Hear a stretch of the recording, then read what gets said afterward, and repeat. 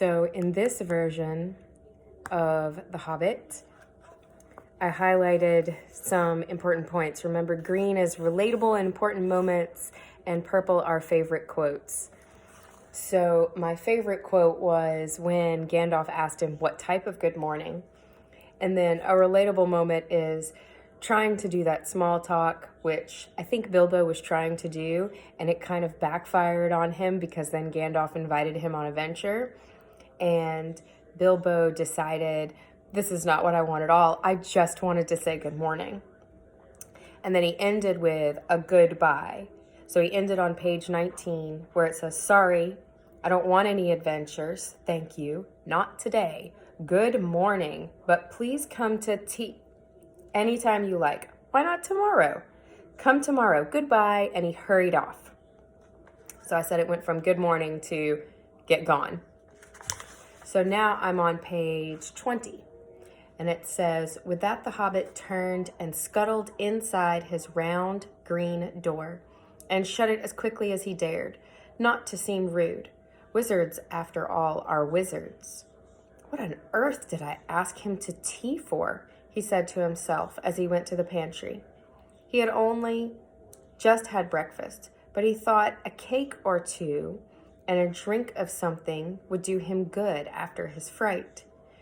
Gandalf, in the meantime, was still standing outside the door and laughing long but quietly. After a while, he stepped up and with his spike of his staff scratched a queer sign on the hobbit's beautiful green front door. I wonder, kind of a mark or something. Then he strode away just about the time when Bilbo was finishing his second cake and beginning to think he had escaped adventures very well. So there's that foreshadowing. The next day, he had almost forgotten about Gandalf. He did not remember things very well unless he put them down in his engagement tablet, like this. And it's italicized. Gandalf, tea, Wednesday. Yesterday, he had been too flustered to do anything of the kind. Just before tea time, there came a tremendous ring on the front door bell, and then he remembered. He rushed to put on the kettle and put out another cup and saucer and take an extra cake or two and ran to the door. I'm so sorry to keep you waiting, he was going to say when he saw that it was not Gandalf at all. It was a dwarf with a blue beard tucked into a golden belt and very bright eyes under his dark green hood. As soon as the door was open, he pushed inside, just as if he had been expected. He hung his hooded cloak on the nearest peg, and Dwalin, at your service, he said with a low bow. Bilbo Baggins, at yours, said the hobbit, too surprised to ask any questions for the moment. I personally hate it when I am so surprised at something and I think of questions later. So I always, part of reading is being prepared. When the silence that followed had become uncomfortable, he added, I am just about to take tea. Pray come and have some with me. A little stiff, perhaps, but he meant it kindly. And what would you do if an uninvited dwarf came and hung his things up in your hall without a word of explanation? They had not been at table long. In fact, they had hardly reached the third cake when there came another even louder ring at the bell. Excuse me, said the hobbit, and off he went to the door. So, you have got here at last, was what he was going to say to Gandalf this time, but it was not Gandalf. Instead, there was a very old-looking dwarf on the step with a white beard and a scarlet hood, and he too hopped inside as soon as the door was open, just as if he had been invited. I see they have begun to arrive already, he said, when he caught sight of Dwalin's green hood hanging up. He hung his red one next to it, and Balin, at your service, he said with his hand at his breast. Thank you, said Bilbo with a gasp. It was not the correct thing to say, but they have begun to arrive had flustered him badly. He He liked visitors, but he liked to know them before they arrived, and he preferred to ask them himself. He had a horrible thought that the cakes might run short, and then he, as the host, he knew his duty and stuck to it. However painful, he might have to go without. "Come along in and have some tea," he managed to say after taking a deep breath. "A little beer would suit me better, if it is all the same to you, my good sir," said Balin with the white beard. "But I don't mind some cake, seed cake, if you have any." "Lots," Bilbo found himself answering, to his own surprise, and he found himself scuttling off to the cellar to fill a pint beer mug, and to the pantry to fetch 2 beautiful round seed cakes, which he had baked that afternoon for his after-supper morsel. When he got back, Balin and Dwalin were talking at the table like old friends. As a matter of fact, they were brothers. Bilbo plumped down the beer and the cake in front of them when loud came a ring at the bell again, and then another ring. So we're starting to get this idea of why has Gandalf done this to him, invited all these dwarves into his house. Gandalf, for certain this time, he thought as he puffed along the passage, but it was not. It was 2 more dwarves, both with blue hoods, silver bells, and yellow beards, and each of them carried a bag of tools and a spade. In they hopped as soon as the door began to open. Bilbo was hardly surprised at all. "What can I do for you, my dwarves?" he said. "Kili, at your service," said the one, and Fili, added the other, and they both swept off their blue hoods and bowed. "At yours and your families," replied Bilbo, remembering his manners this time. "Dwalin and Balin here already, I see," said Kili. "Let us join the throng." "Throng?" thought Mr. Baggins. "I don't like the sound of that. I really must sit down for a minute and collect my wits and have a drink." So it's kind of like when you find yourself in a situation that is unexpected and you really don't know what to do, but you keep up with the social niceties of what you think should be proper.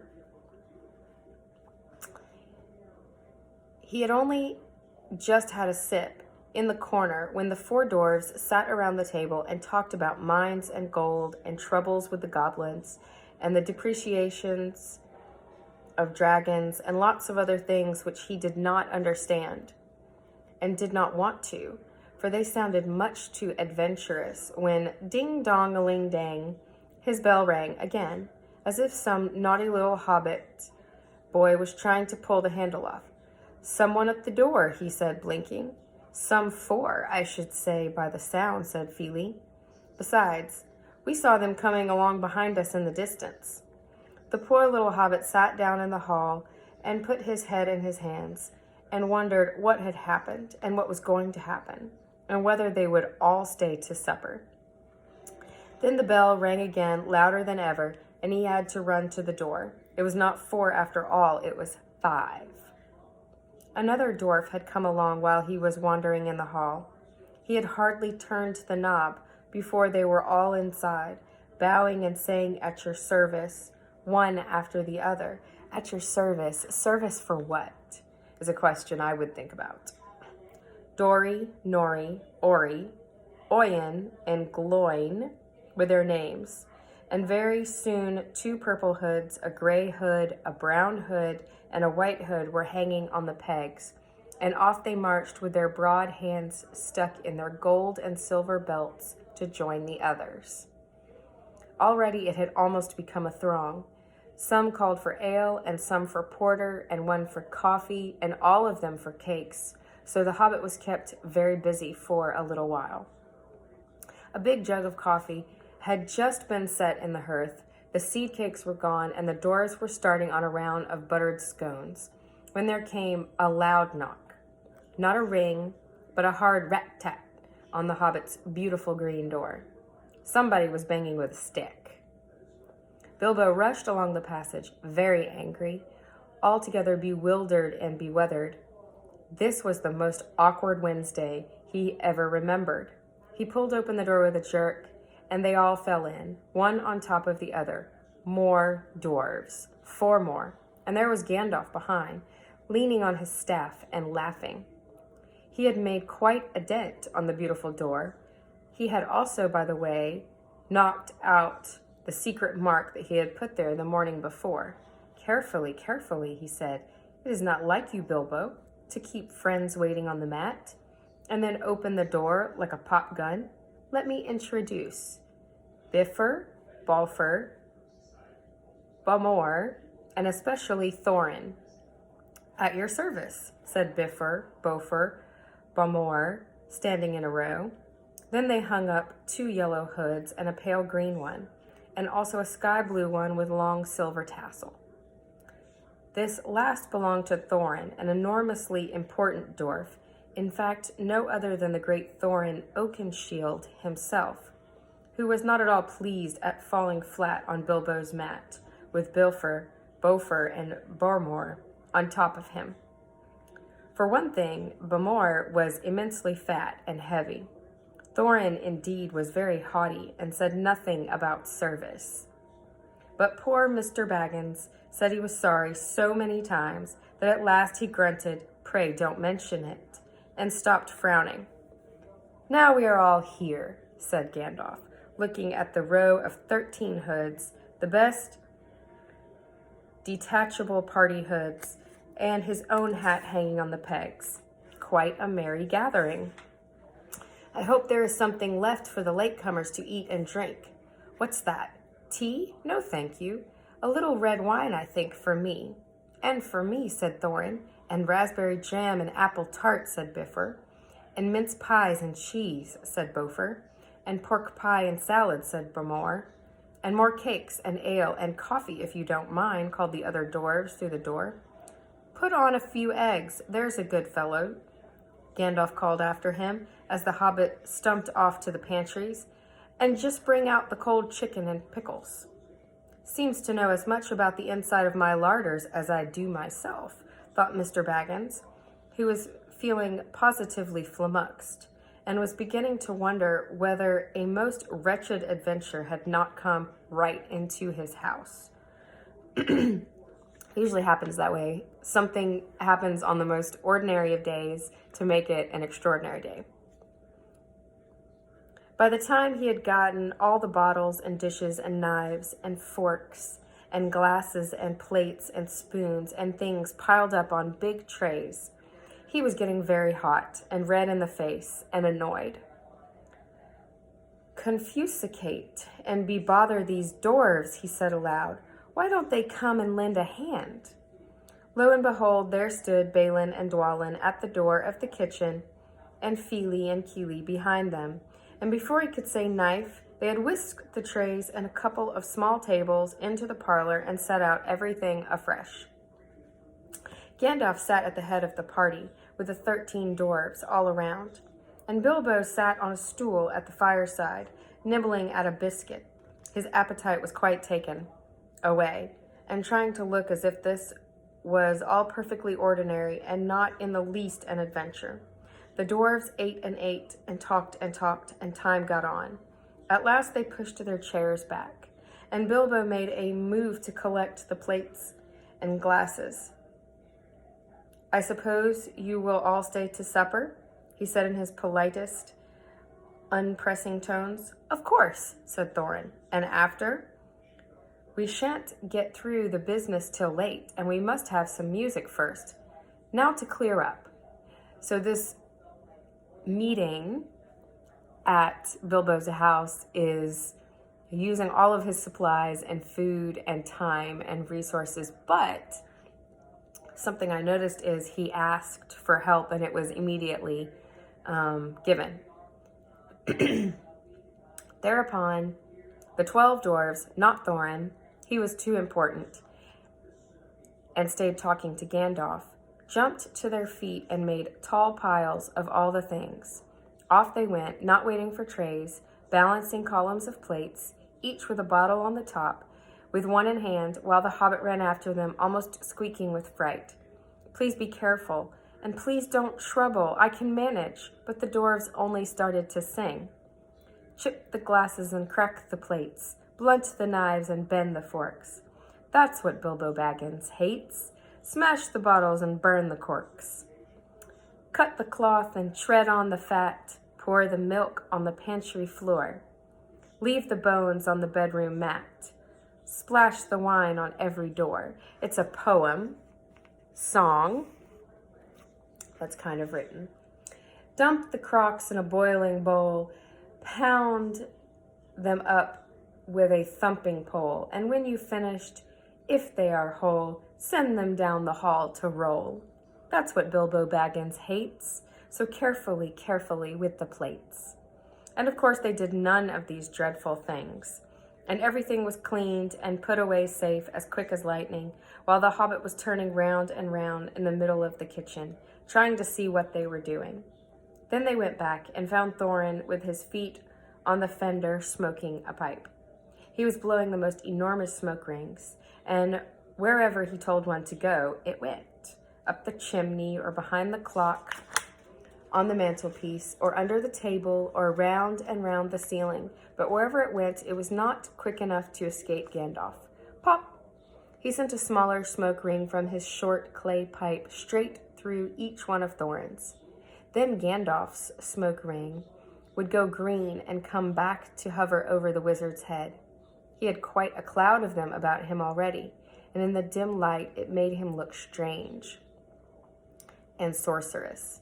Bilbo stood still and watched. He loved smoke rings. And then he blushed to think how proud he had been yesterday morning of the smoke rings he had sent up the wind over the hill. Now for some music, said Thorin.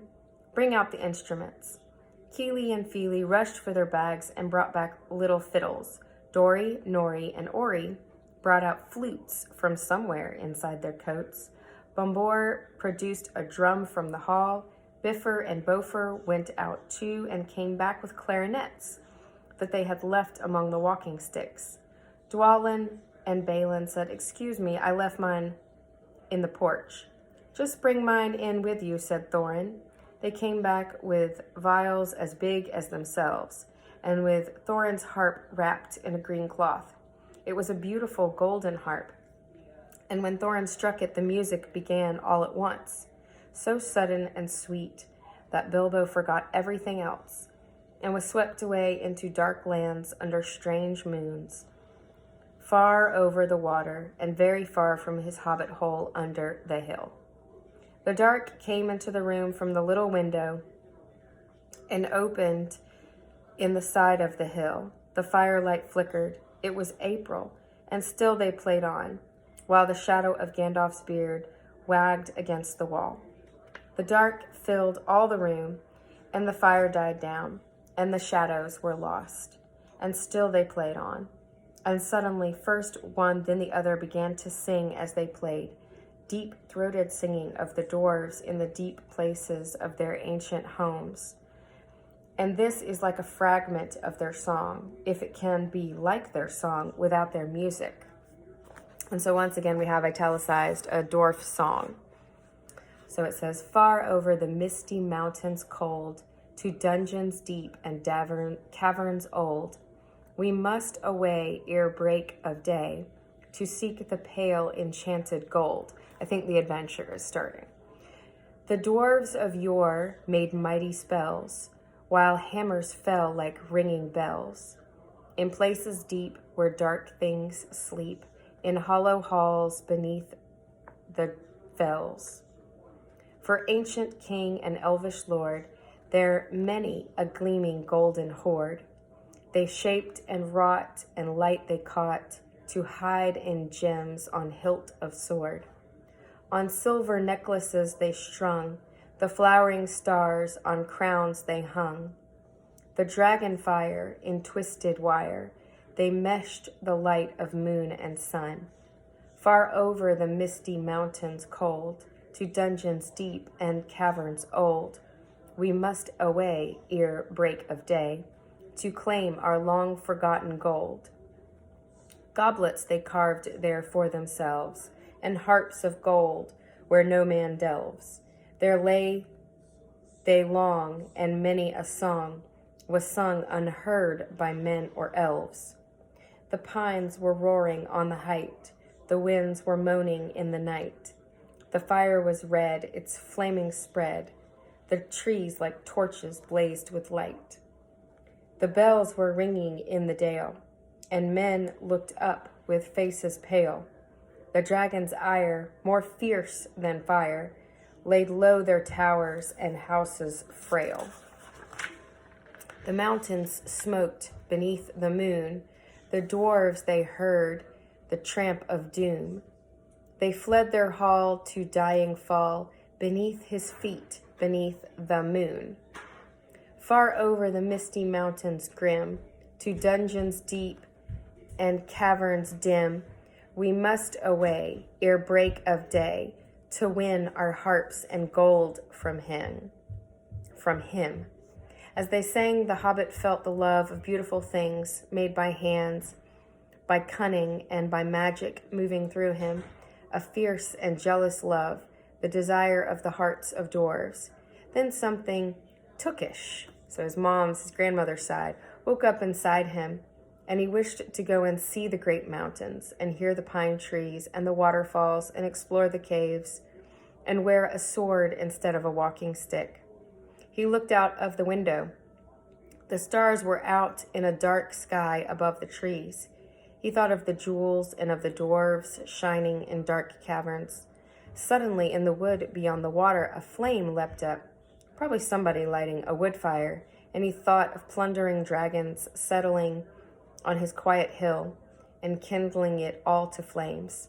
He shuddered, and very quickly he was playing Mr. Baggins of Bag End under hill again. He got up trembling. He had less than half a mind to fetch the lamp, and more than half a mind to pretend to, and go and hide behind the beer barrels in the cellar and not come out again until all the dwarves had gone away.